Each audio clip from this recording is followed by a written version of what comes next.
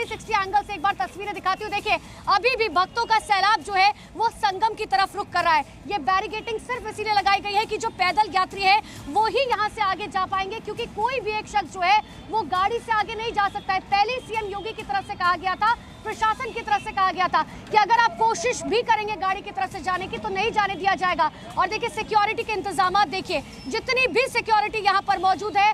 हमने इनसे सुबह भी बात की थी, 18 घंटे से लगातार ये लोग जो है काम कर रहे हैं। और एक बार ये तस्वीर में दिखाइए राहुल, देखिए लाइटों की अगर बात करें, लाइट्स हो हर किस तरीके से पूरा जगमग होता हुआ प्रयागराज नजर आ रहा है।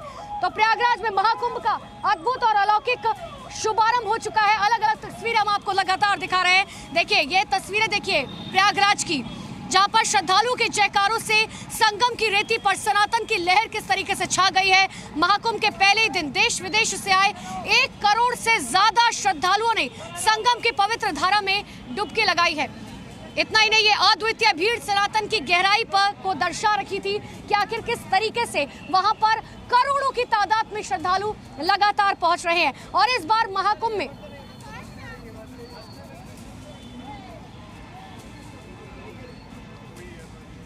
तो देखिए आपने देखा कि आखिर किस तरीके से महाकुंभ में अलग अलग तस्वीरें, अलग अलग रंग लगातार देखने को मिल रहे हैं। लेकिन एक ऐसा नारा जो शुरुआत से महाकुंभ के दिन से हमने देखने को मिल रहा है, वे पूरे 1 साल से, आप याद कीजिए 26 जनवरी का वो दिन जिसके लिए कहा गया था कि संसद आयोजित की जाएगी। और ये संसद किसी और के लिए नहीं, ये संसद है हिंदू राष्ट्र के लिए, ये संसद है सनातन के लिए, ये संसद है सनातनियों के लिए। और सबसे बड़ी बात यह है कि इस बार हमने कुंभ में देखा कि देखिए अलग अलग रंग तो देखने को मिले, लेकिन एक चीज का जिक्र जो बार बार हुआ वो हुआ हिंदू राष्ट्र और सनातन का। इसी पर हमारे एक रिपोर्ट देखिए।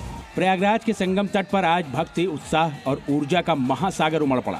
गंगा, यमुना और अदृश्य सरस्वती के पवित्र संगम पर साधु संतों और श्रद्धालुओं ने महाकुंभ का पहला स्नान किया। पौष पूर्णिमा के दिन पहले स्नान के साथ इस महाकुंभ के ऐतिहासिक अध्याय की शुरुआत हो गई।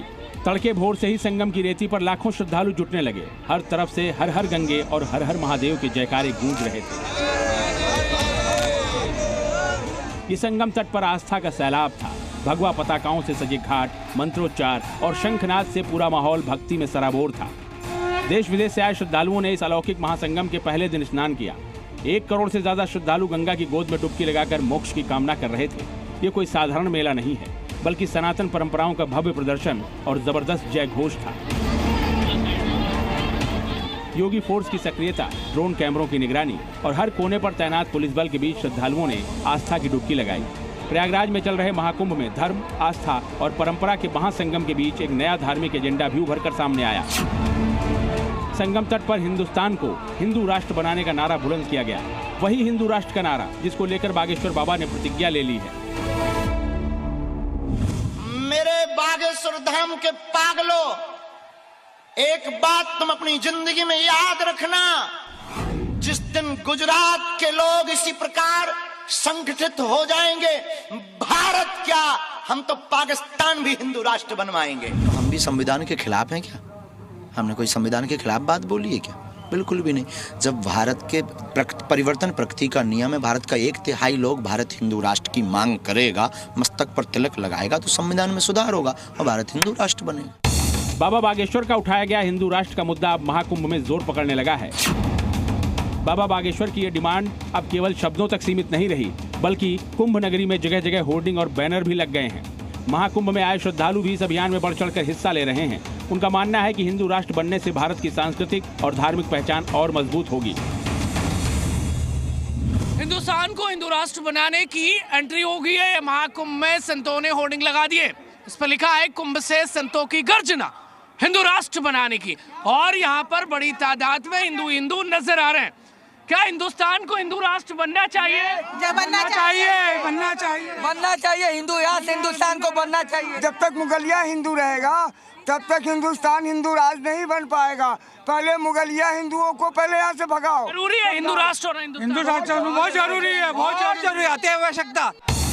महाकुंभ में पहुंचे लाखों श्रद्धालु भी हिंदू राष्ट्र के इस आंदोलन का हिस्सा बन रहे हैं। सनातन के सबसे बड़े मेले के पहले दिन ही हिंदू राष्ट्र की हुंकार भरी गई, जिससे ये साफ हो गया कि हिंदू अब एकजुट होकर रहेगा। कल मकर संक्रांति है और कल ही महाकुंभ का पहला अमृत स्नान है। पहले दिन से ही तीर्थराज प्रयाग में श्रद्धालुओं की भारी भीड़ जुटना शुरू हो गई है। वैसे तो कुंभ में सभी दिन भक्तों की भारी भीड़ लगने की संभावना है, लेकिन शाही स्नान वाले दिन ये भीड़ कई गुना ज्यादा तक बढ़ सकती है। 45 दिनों तक चलने वाले इस महाआयोजन के लिए योगी की टीम ने युद्ध स्तर पर तैयारियां की हैं। प्रयागराज से प्रमोद शर्मा, जी मीडिया।